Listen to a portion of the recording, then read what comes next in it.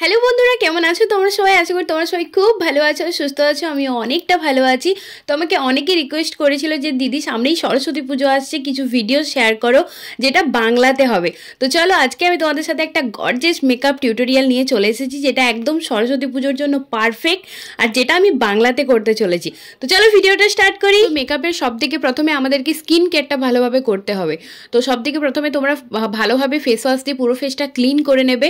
দেন তোমরা একটা toner apply করবে। সেটা তোমরা যে কোনো টোনার অ্যাপ্লাই করতে পারো, রোজ ওয়াটারও অ্যাপ্লাই করতে পারো।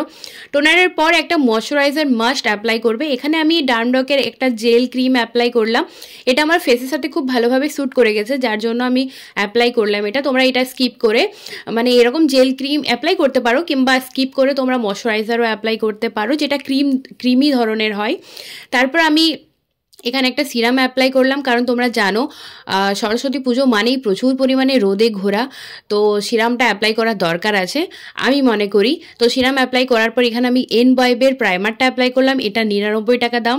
আমি যা যা অ্যাপ্লাই করছি মোটামুটি অ্যাফোর্ডেবল বাজেটের মধ্যে আছে, তোমরা সবাই কিনতে পারবে।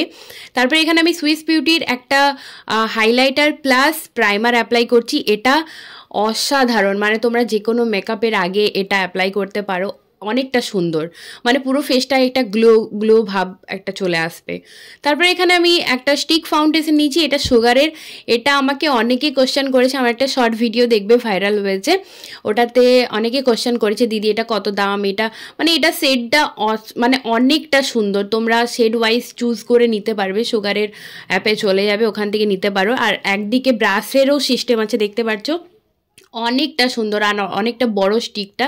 তোমাদের প্রায় যদি কেউ এভরিডে মেকআপ করো তাহলে প্রায় 6-7 মাস এমনিতেই চলে যাবে, 1 বছরে চলে যেতে পারে। আমার খুব ভালো লাগে। তারপর সুগার পপের কম্প্যাক্ট পাউডারটা অ্যাপ্লাই করলাম খুব ভালোভাবে।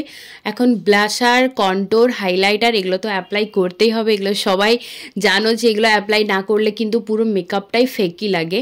তো খুব ভালোভাবে আমি অ্যাপ্লাই করে নিচ্ছি ব্লাশার। আর এই প্যালেটটার নামটা না আমি ভুলে গেছি, কিন্তু বেশ সস্তা প্যালেটটা 200 টাকা দাম নিয়েছিল। খুব সুন্দর, এখানে সমস্ত কিছু তোমরা পেয়ে যাবে। হাইলাইটারও পেয়ে যাবে, কি জানো ব্লাশারও পেয়ে যাবে, কন্ট্যুরও পেয়ে যাবে, সব কিছু পেয়ে যাবে। দেন এখানে আমি ভাবলাম যে আজকে একটু নীল কালারের যে ইয়েটা হয়, লাইনারটা হয়, সেটা অ্যাপ্লাই করে দেখা যাক। এটা একটু বেশ ভালো লাগে, মানে লুকটা একটু অ্যাট্রাকটিভ করে তোলে। তো আমি মানে ব্লু কালারেরটা অ্যাপ্লাই করলাম। আর সুগারের রেড কালারের লিপস্টিকটা অ্যাপ্লাই করলাম। রেড ছাড়া সরস্বতী পুজো কিন্তু মানাই না, তো আমি রেড কালারের লিপস্টিকটা অ্যাপ্লাই করেছি। তোমরা বলো কিন্তু আমাকে কমেন্টে যে কেমন লাগছে। দেন আমি একটা ছোট্ট টিপ পড়লাম, কারণ বাঙালিদের টিপ ছাড়া কিন্তু মেকআপটা অসম্পূর্ণ লাগে, এটা আমার মনে হয়। তো চলো এবারে ড্রেসটা চেঞ্জ করে আসি। আর সেটিং স্প্রেটা অ্যাপ্লাই করেছিলাম, তোমাদেরকে দেখাতে ভুলে গেছি।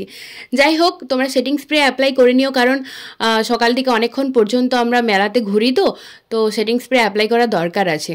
দেখো আমার লুকটা কেমন হয়েছে, আর সেটা কমেন্ট করতে একদমই ভুলো না।